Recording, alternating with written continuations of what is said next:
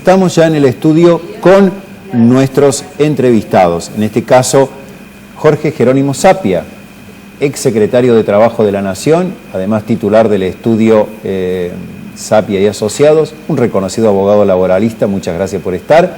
Y vamos a compartir la charla también con Enrique Pedemonte, un reconocido especialista en el tema de recursos humanos, licenciado en Administración y titular de Pedemonte y Asociados. Así es, muy bien. Bueno, vamos a repasar lo que decía Mauricio Macri esta semana en Cresta Roja. El presidente se pronunció en relación al proyecto de ley antidespidos y dijo: no, la ley no va a salir, los argentinos aprendemos de los errores, probamos en el 2002 y eso no trajo más trabajo al referirse a la doble indemnización que fue impulsada en ese momento por Néstor Kirchner. Queríamos consultar, por empezar, al doctor Sapia. ¿Qué opina básicamente de esta ley y si está de acuerdo con la postura del presidente de básicamente bloquear o vetar su salida? Bueno, eso es una decisión del presidente. A mí personalmente los vetos no me gustan porque la representación del pueblo está en el Congreso y el presidente es unipersonal. En cambio, en el Congreso están todas las opiniones. Pero lo que a mí me parece que sería una necedad reiterar la experiencia de la ley 25561 que dispuso prohibir los despidos y al que evadía la prohibición le aplicaba una pena. La pena era obligarle a pagar la indemnización por despido sin causa en forma doble. No sirvió para nada. No sirvió para nada porque va en contra de la lógica de las relaciones laborales y del mundo de la producción. ¿Cuál es esa lógica? Esa lógica indica que un empleador toma un trabajador, incorpora un trabajador a su empresa cuando tiene necesidad de que ese trabajador produzca y en términos de rentabilidad. Si no, no toma nadie. Y ese empleador despide a un trabajador cuando no le sirve de ningún modo, porque no le produce renta, porque no cumple con el objetivo buscado o porque no tiene con qué pagarle el salario. Ningún empleador despide porque sí a nadie. Esta es la lógica de las relaciones del trabajo y del mundo de la producción. Entonces, prohibir el despido es ir contra la realidad. Es decir, el empleador que tiene que despedir a un hombre porque ya no puede seguir teniéndolo, lo va a despedir. Y frente a una ley como la que ya tuvimos, ¿qué hacía el empleador? A un trabajador que tenía que despedirlo con la indemnización simple, sí, lo despedía inventando una causa que no existía, para obligarlo al trabajador a ir al juicio. El juicio duraba 2 o 3 años y terminaba arreglándolo por cualquier cosa y licuando el monto de la indemnización con la inflación. Entonces, esto terminaba siendo perjudicial para el propio trabajador, a quien presuntivamente se quería proteger fijando una doble indemnización. Esto no sirve, esto no tiene nada que ver con una política de empleo, no tiene nada que ver con una preservación del puesto de trabajo, no tiene nada que ver con la protección de los trabajadores. Esto ha demostrado que no sirve. Yo lo he dicho y lo reitero, la doble indemnización solo sirvió para mejorar la percepción de honorarios de los abogados laboralistas, porque subió el capital de los juicios. Esto no sirve. Quienes proponen esto están a contramano de la historia y no entienden cómo se mueve el mundo del trabajo. Enrique, ¿cuál es la situación en las empresas, digamos, frente a la posibilidad de que se sancione esta ley? Una pyme, digamos, ¿le ayuda? ¿Le cierra la puerta a la contratación de nuevos trabajadores? ¿Qué pasaría de estar vigente esta ley? Mira, evidentemente yo creo que la carga impositiva, la carga que tienen hoy las pymes es mucha, con lo cual dar lugar a este tipo de ley sería recargarlas más todavía, con lo cual ya hace bastante tiempo que las empresas no están contratando gente, ¿sí? O si contratan gente, contratan pura y exclusivamente lo mínimo indispensable, con lo cual yo diría, la aparición de esta ley, más que ayudar a que no haya despidos, podría ayudar a que ciertos despidos que están en carpeta se aceleren, ¿no es cierto? Tomen mayor velocidad. Eso por un lado. Por otro lado, tenemos que tener en cuenta que los primeros en quedarse sin trabajo es el empleado informal. Y el empleado informal no lo cubre esta ley, no lo cubre ninguna ley. Sí, con lo cual eso es lo grave. No podemos hacer absolutamente nada. Y otro razonamiento que me preocupa es el siguiente. Sindicatos y empresas quizás están ahora preocupados por si esta ley de doble indemnización o de no despido, que sí o que no, pero en realidad, ¿por qué no se preocuparon antes para no llegar a esta situación? ¿Qué es lo que quiero decir?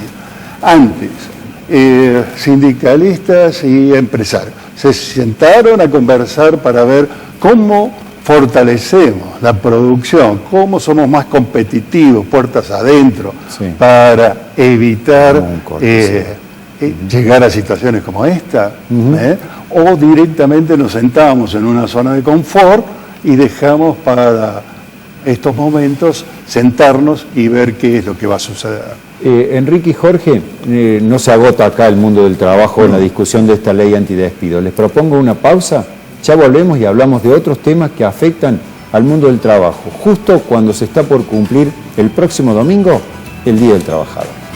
Eso me lleva a preguntarle al doctor Sapia, ¿cuáles son las demandas más frecuentes que hay hoy en su estudio jurídico? En el mundo del trabajo hoy las demandas hay dos tipos de demandas.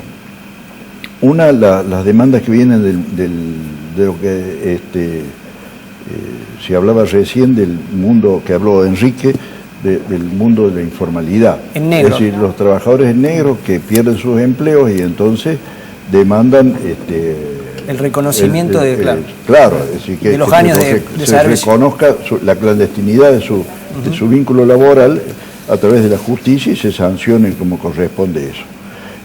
Esto es uno. Y el otro es el de las enfermedades y accidentes del trabajo, ¿no? Sobre todo, más que los accidentes, las enfermedades del trabajo, ¿no? Hay quienes dicen que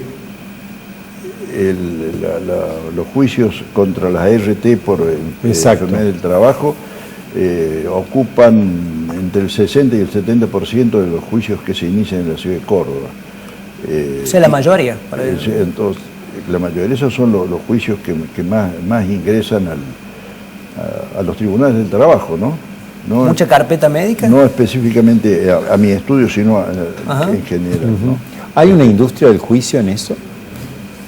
Hay muchas cosas. A mí no me gusta hablar de industria del juicio porque aparece peyorativo para los abogados que ejercemos la profesión en el mundo del fuero laboral, pero yo creo que hay muchas cosas. Hay un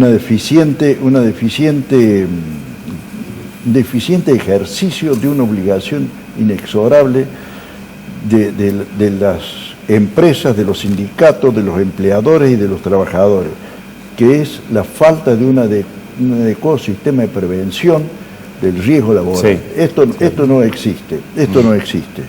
La ley que tenemos en materia de riesgo del trabajo es una ley pergeñada para brindar cobertura económica a las aseguradoras de riesgo del trabajo, pero no para proteger a los trabajadores. Se ha mejorado un poco la atención post-trauma, es decir, la atención del trabajador enfermo, del trabajador accidentado, a través de las ART, pero no existe la prevención y entonces el trabajo sigue siendo en muchos casos un elemento absolutamente riesgoso y en la medida que esto no se mejore, se da pie a que haya demandas por cubrir indemnizaciones y demandas también fundadas en aventuras judiciales. Muy bien, le vamos a preguntar a Enrique cómo está la situación a nivel de las consultoras de recursos humanos. ¿Cuáles son los principales desafíos que le plantean las empresas, ya sea puertas afuera o intra? Mira, a ver, yo te diría que en este momento hay algunos temas que están compitiendo por la pole position, ¿no es cierto? Muy bien. Es decir, en primer lugar está el tema gremial, ¿no es cierto? Empieza a haber movimientos dentro de las empresas en donde se mueve el delegado de la planta o a un no delegado referente se empieza a ver ciertos movimientos, ¿sí? Perdón, Enrique, ¿gremial en el sentido de salarios o por ocupar un lugar en función de los reclamos? Mira, en primera instancia todo parece por lo salarial, pero muchas veces detrás de lo salarial vienen otros temas que terminan siendo de peso. O sea, la pelea por representar a los trabajadores. Tal cual. Porque no nos olvidemos, y creo, doctor, que acá vamos a coincidir, que no siempre las representaciones de planta, ¿no es cierto?, coinciden ideológicamente con el o están sindicato. Alineados con el sindicato central. Y es más, no solamente no coinciden, sino que se enfrentan. Exactamente. En muchos casos se enfrentan. Con lo cual Hay una tensión, claro. te genera otra tensión, ¿no? Tenés dos focos, uno allá y tenés el otro foco acá. Pero donde quería apuntar es a lo siguiente. Sobre todo nosotros lo vemos en Córdoba, en el interior de Córdoba, empresas, pymes, que no saben tratar el sindicato. Vos le preguntás, ¿cuál es tu política con el sindicato? Sindicato es una palabra. No queremos saber nada del sindicato. Entonces, nadie habla del sindicato ni del delegado dentro de la empresa porque saben que su estabilidad corre riesgo. Dicho de otra manera, le van a poner un telegrama en el corto plazo. ¿De acuerdo? Entonces, piensan que nunca va a venir el sindicato. Por lo tanto, no figura en su lista de prioridades, claro. de preocupaciones. Claro. No está. Hasta que un día reciben una notificación del Ministerio de Trabajo que le dice, mañana o la semana que viene va a tener elecciones, tiene que armar un cuartito oscuro, fulano, mengano son los candidatos y estos son los vocales. Entonces ahí nos agarramos la cabeza y decimos, ¿qué hacemos? Entonces el gran problema es, ¿cuál es la estrategia sindical que tienen estas empresas? ¿Querés que te lo diga? Ninguna. No tienen ninguna. Sí, y si me permite, Enrique, Sí. se agrava con las decisiones de la Corte Suprema de Justicia de la Nación que le otorga reconocimiento para designar Tal cual. delegados a los sindicatos sin personalidad gremial. Tal cual. Y entonces hay pequeñas empresas o medianas que se encuentran de pronto con que tienen dos ámbitos de elección de delegados y no saben, Exactamente. ya no sabían qué hacer con uno, ahora tienen dos. Eso es. Ahora, de todos modos, las empresas deberían tener una preparación o un respeto por la actividad sindical y veo que en muchos casos no están preparadas, no figura, como dirías, está en la Enrique, agenda. vos, no está en la agenda de los recursos humanos decir, Exactamente. bueno, vamos a tener una relación con el sindicato, evidentemente tendrán puntos diferentes, pero podemos trabajar en común con esto, por ejemplo, capacitación, vinculación con la sociedad. Hay muchas empresas que los trabajadores hacen Higiene y tareas seguridad del sociales. trabajo. Pero- Higiene y seguridad en el Pero trabajo. fundamentalmente es la preservación del empleo y lo ato con lo que decía en el primer módulo. ¿Qué vamos a hacer juntos, ¿no es cierto?, para que esta empresa sea más fuerte? Y vos dirás, pero un sindicato trabajando para que la empresa sea más fuerte. Y sí, Porque si no claro. hay empresa, no hay empleado. Y si no hay empleado, no hay sindicato. No hay sindicato. Entonces, este es un bote en donde los remos los tenemos que tirar juntos, ¿sí? Este es un cambio de paradigma y acá hay que trabajar culturalmente, en un cambio cultural que es quizás lo más difícil de poder alcanzar. Sí, sí. Todas estas leyes que andan dando vuelta y las que no andan dando vuelta, ¿no es cierto?, no hablan en ningún momento ni fomentan este trabajo en común. Entonces, si vos me decís, ¿qué tienen en común las empresas y el sindicato? La preservación de la fuente de trabajo. Empecemos por ahí. En lugar de empezar a discutir salarios, donde uno está acá y el otro está acá, empecemos por los puntos comunes. Por eso que es innegociable, que si no está dado, todo el resto no vale la pena discutir. Rápidamente, porque nos queda corto tiempo, ¿qué otras prioridades en ese checklist ves más allá de esa relación y negociación con los sindicatos y las empresas? Remuneraciones, solapamiento salarial, que ya es un Solapamiento, arrastre. que querría decir, explicándoselo para la gente que está viendo, que El empleado gana más que el jefe, Ajá. ¿no es cierto? Y la retención de talentos. Claro, porque algunos están fuera de convenio, perdón, lo del solapamiento, algunos están fuera y otros están con convenio, lo que hace que Exactamente. suponer, los aumentos que se producen por el sindicato, esos empleados alcancen a los cargos gerenciales, por así decirlo. Exactamente. Y el otro punto realmente importante, todo el mundo está preocupado por la rotación. Es decir, los índices de rotación están cambiando sustancialmente con lo que era en el pasado. Pero esto no tiene que ver con que la gente sea mala. Sino tiene que ver con un nuevo paradigma cultural que hace que haya mayor rotación, ¿sí? Además de eso, obviamente, la irrupción de la tecnología. Nos queda un minuto, Jorge. Esto que ha comentado Enrique tiene que ver también con las situaciones que enfrenta un abogado laboralista, es decir, el trabajador que va saltando de una empresa a otra, Sí. o bien que le gustaría trabajar, pero no le gustaría todas las normas, eso de ir, sentarse, estar 8 horas, 9 horas, etcétera. ¿Hay mucho de eso también? No. Yo no tengo conciencia de que eso exista en un número importante. Nada de eso, no.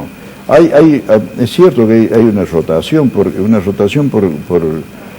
buscar nuevos horizontes, digamos. Nuevos horizontes, y porque aquella lógica que derivaba de la concepción fordista, taylorista de la actividad productiva, que un trabajador ingresaba a una empresa y se jubilaba en esa empresa haciendo siempre lo mismo. Exacto. Eso terminó con la incorporación tecnológica, como bien decía Enrique recién.